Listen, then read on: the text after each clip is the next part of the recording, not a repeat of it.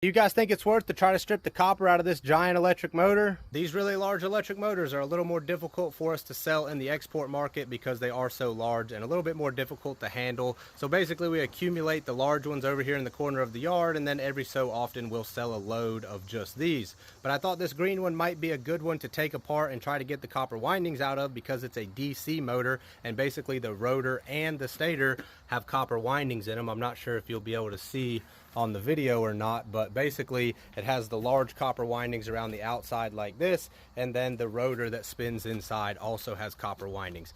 It being a DC motor, I thought it would be easier to clean because a lot of times the DCs basically have bolt-in windings where there'll be big bolts on the outside of the case, and you can take those off and the copper windings will essentially just fall out. But that's not the case with this one. It essentially is wound just like this one, and these are extremely hard to clean unless you can get them baked and basically get all of the resin burnt off. Essentially what people will try to do is they will cut the top side of the winding off like somebody started to do right here, but they'll cut it all the way around and then they'll bake the entire electric motor, and then the copper pulls out a lot easier. And if I recall correctly, that motor weighs somewhere between 10 and 12,000 pounds by itself, and if there was 10% copper content, that would equal to about 1,000 pounds of copper. But I'm not sure if the juice is worth the squeeze versus what it's worth as is, because this thing will be very difficult to take apart unless some of you guys got some good tips and tricks.